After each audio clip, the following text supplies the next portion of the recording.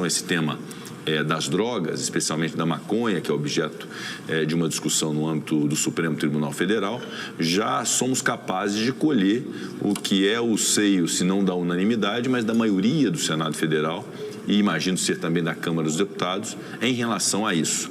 E buscamos, então, extrair o que é essa vontade do Parlamento em relação a esse tema e materializar numa proposta de emenda à Constituição que foi construída a várias mãos. Quero agradecer ao senador Marcos Rogério, que contribuiu muito para a feitura desse texto, que é justamente de fazer prever na Constituição Federal uma política nacional, um sentido em relação às drogas que deve merecer a repreensão devida, que é uma disciplina de que a lei deverá considerar crime porte e posse de substância ilícita em qualquer quantidade. Essa é uma definição constitucional, política, em relação à questão de drogas no país. E, evidentemente, que isso não se esgota só numa alteração constitucional. Isso deve ser também objeto de uma revisão da Lei 11.343, da Lei Antidrogas, que possa ser, então, modernizada, não é?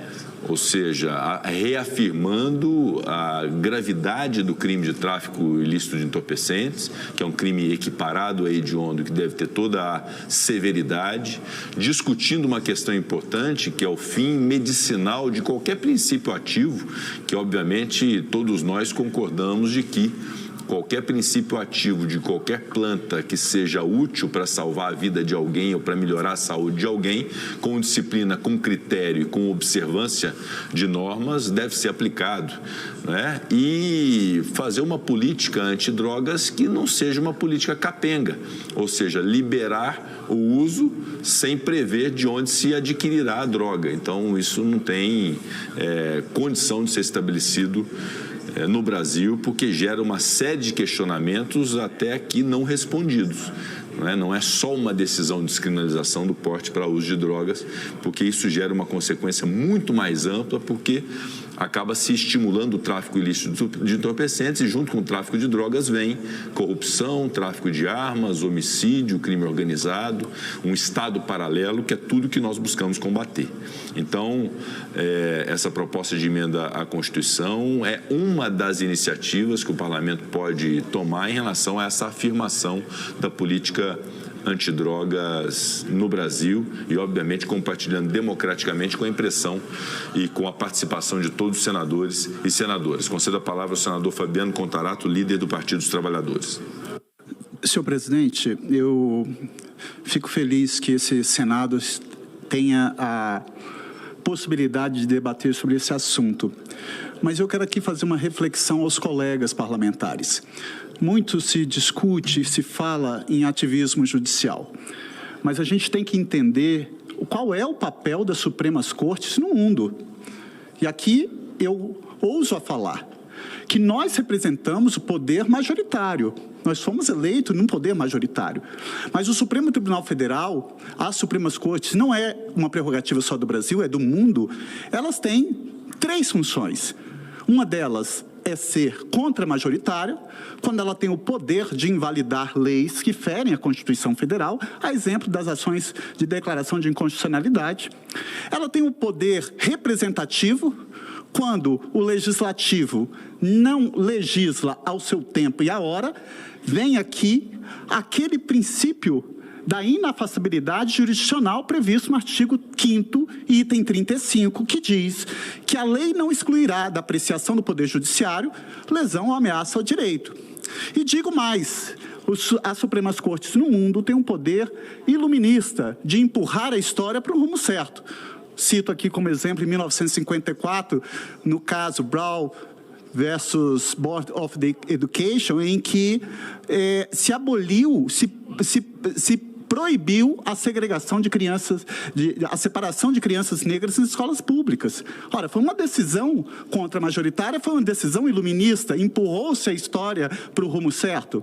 Nós tivemos a Suprema Corte da África do Sul, que aboliu a pena de morte em qualquer hipótese. Foi uma decisão iluminista, empurrou-se a história para o rumo certo.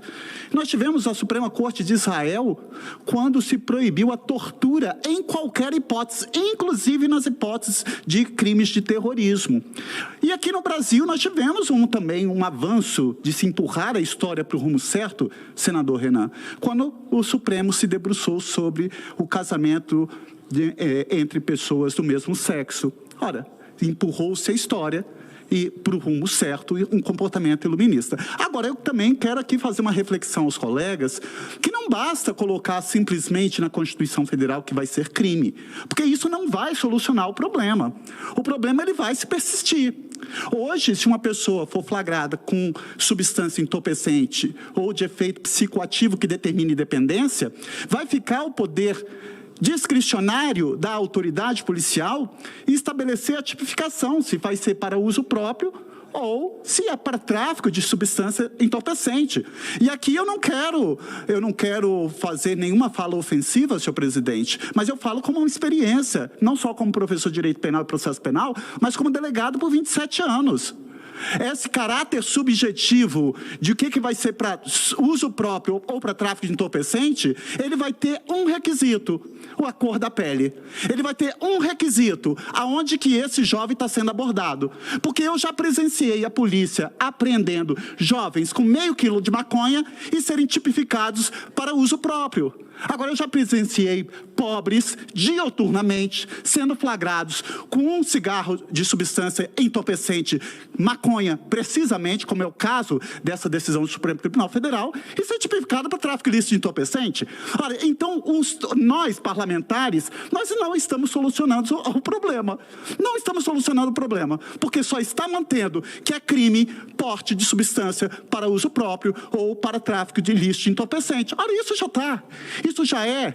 Agora, o problema central aqui é nós buscarmos um mecanismo legislativo para tentar objetivar um comportamento subjetivo.